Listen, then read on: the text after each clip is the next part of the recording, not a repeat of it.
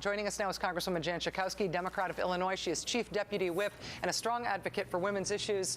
Congresswoman Schakowsky, thanks very much for your time tonight. Thanks, Rachel. Always good to be with you. Doesn't the government already ban funding for abortion? Why do we need the No Taxpayer Funding for Abortion Act? Well, because this bill actually goes way further. This says that a person whose employer provides health care, but that health insurance policy covers abortions, man or woman, then that employer can't get a tax break.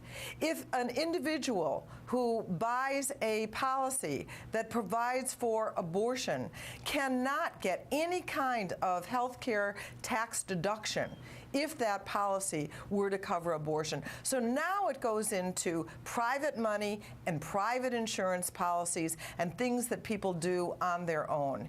It is much further than the Hyde Amendment. So this is restricting private health insurance provided privately to individual Americans, essentially restricting them from providing coverage for abortions.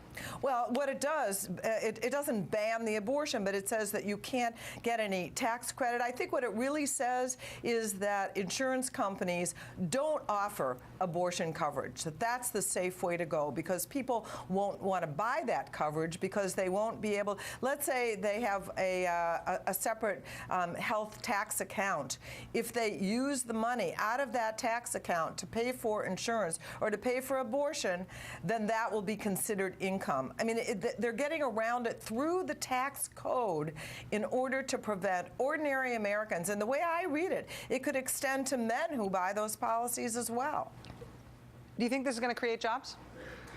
Well, of course, it's not going to create jobs. It's not even on the radar of what people think is most important. And in fact, we have a pro-choice country right now. The Congress is way out of step. This is not a priority for Americans. Americans believe that women should be able to make choices. Do they always agree that there shouldn't be some rules of the road? But Roe versus Wade provides rules of the road around abortion.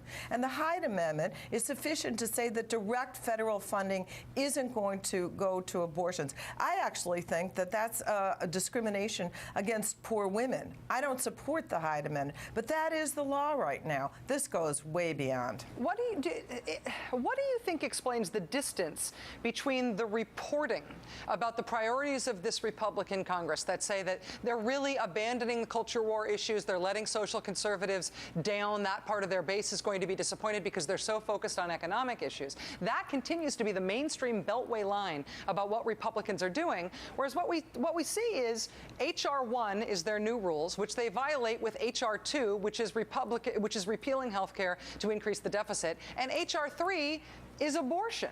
It seems like they're front-paging both symbolic issues, the opposite of fiscally responsible actions, and culture war issues in their agenda in the House. I don't understand the difference between that and how they're being described. Well, I think that the American people are beginning to have serious buyer's remorse. We're seeing that the president's numbers are going up, and the Republicans, I don't think, have really had a good day since the election day, which was a very good day for them. But since then, I think the honeymoon is over. This is a party that has clearly looked now in the rearview mirror, reversing health care. They want to reverse the Wall Street reforms. They want to cut the budget back for social programs that serve so many middle-income Americans to 2008, some to 2006. It's all about pedaling backwards now, and the American people are ready to move forward to get ourselves out of this economic mess, and they are not interested in these culture wars that they continue to engage in. Congresswoman Schakowsky, I know that you served with Congressman Paul Ryan on the Bipartisan Commission on Fiscal Responsibility and Reform. Congressman Ryan, of course, delivering the Republican response to the State of the Union. I saw today that you blogged that we should be prepared to be frightened by what Congressman Ryan says tomorrow night. What did you mean by that? What I meant by that is that Paul Ryan is going to exacerbate the problem of money just gushing to the wealthiest of Americans, the richest of the rich, and taking from the disappearing middle class in our country. turning Medicare into a voucher program, cutting Social Security by privatizing it, adding a value-added tax at the same time, eliminating corporate income taxes, and creating a tax policy that would make the top 0.1% get up to $1.7 million a year in tax breaks. This is the kind of policy that he's providing, not surprisingly, because Paul Ryan has received about $1.4 million from banks and investment houses and hedge funds and other financial institutions for his campaigns. This is exactly the direction that we should not be going in our country right now. We're going to see programs that for medical research and education and health care and law enforcement in our country being shredded, all those programs being shredded at the same time as more money is going to the wealthiest Americans. This kind of income disparity that he's helping to create, I find very scary. We talk about the deficit as the biggest problem that we're facing. Yes, we have to deal with it, but they're not even doing that, and they are creating, they're helping to disappear.